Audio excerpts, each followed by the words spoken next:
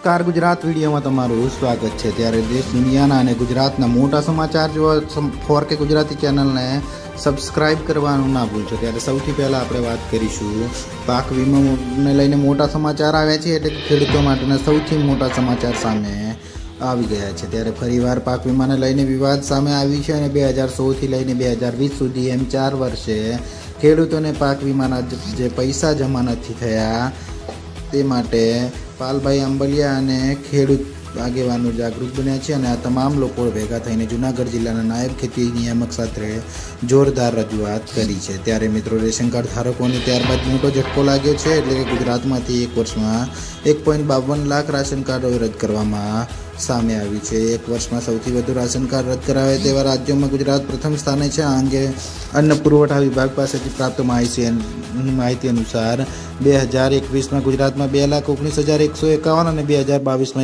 1,52,603 એમ 2 વર્ષમાં કુલ 3,71,754 ration card રદ થયેલા છે। જો મિત્રો વાત કરવામાં આવે નિયમ અનુસાર જો કોઈ રાશન કાર્ડ ધારક પોતાનું ખોટી માહિતી આપે તો તેવાના રાશન કાર્ડ રદ કરવામાં આવે છે, જે ખૂબ જ મોટા સમાચાર આવી રહ્યા છે। ત્યારબાદ મિત્રો બીજા મોટા સમાચારની વાત કરવામાં આવે તો વિશ્વકર્મા યોજના નો 15,000નો લાભ। ત્યારે પીએમ વિશ્વકર્મા યોજના હેઠળ લોકોને 5% વ્યાજ દર સાથે પ્રથમ હપ્તા તરીકે 1 લાખ રૂપિયા અને બીજા હપ્તા તરીકે 2 લાખ રૂપિયાની લોન આપવામાં આવે છે। ત્યારે મિત્રો વાત કરવામાં આવે આ સાથે કારીગરોને પાયાની અને અદ્યતન તાલીમ પણ આપવામાં આવે છે। જો વાત કરીએ આપણે યોજનાના લાભાર્થીઓને 15,000 રૂપિયાની ટૂલ કિટ આપવામાં આવે છે। આ ઉપરાંત લાભાર્થીઓને કૌશલ્યની તાલીમ પણ આપવામાં આવે છે, જે ખૂબ જ મોટા સમાચાર આવી રહ્યા છે। ત્યારબાદ બીજા મોટા સમાચારની વાત કરવામાં આવે તો હવે 2024માં 25,000 રૂપિયા સહાય તમને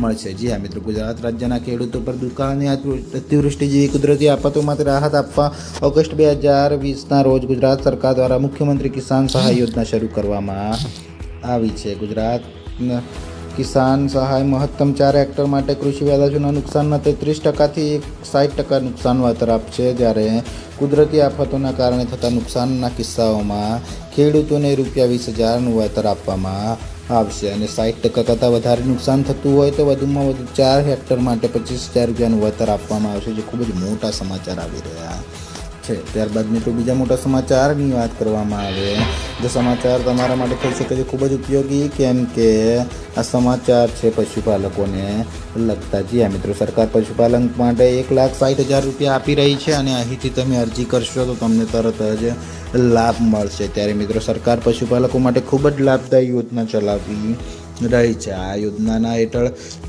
સરકાર પશુપાલકોને પ્રાણીઓની સંભાળ રાખવા અને તેમના માટે રહેવાની જગ્યા બનાવવા માટે 1,60,000 રૂપિયાની સબસિડી આપી રહી છે, જેનાથી પશુપાલકોને ઘણી મદદ મળશે। તેમને જણાવી દઈએ કે આ યોજના શરૂ કરવા પાછળ સરકારનો ઉદ્દેશ્ય પશુપાલકો અને પશુઓ માટે રહેવાની વ્યવસ્થા કરવા સક્ષમ બનાવવાનો છે, જે ખૂબ જ મોટા સમાચાર આવી રહ્યા છે। ત્યારબાદ મિત્રો બીજા મોટા સમાચારની વાત કરવામાં આવે તો હવે ખેડૂતોના ખાતામાં આવશે પૈસા, કેમ કે પીએમ કિસાન યોજનાની સાથે કેન્દ્ર સરકાર દ્વારા પ્રધાનમંત્રી કિસાન માનધન યોજના પણ શરૂ કરવામાં આવી છે, એટલે કે જેમાં ખેડૂતોને આર્થિક સહાય આપવામાં આવે છે અને પીએમ માનધન કિસાન યોજના હેઠળ સરકાર ખેડૂતોના ખાતામાં દર મહિને 3,000 રૂપિયા ટ્રાન્સફર કરશે। જ્યારે યોજના હેઠળ ખેડૂતોને માસિક ₹3,000નું પેન્શન આપવાની જોગવાઈ છે। મિત્રો વાત કરવામાં આવે યોજનાનું પ્રીમિયમ કિસાન સન્માન નિધિ યોજનાની રકમમાંથી ભરવાનું રહેશે અને આ પેન્શન યોજનાની લાભ લેવા માટે ખેડૂતોએ દર મહિને 55થી ₹2,000 સુધીનું યોગદાન આપવું જરૂરી છે, જે ખૂબ જ મોટા સમાચાર આવી રહ્યા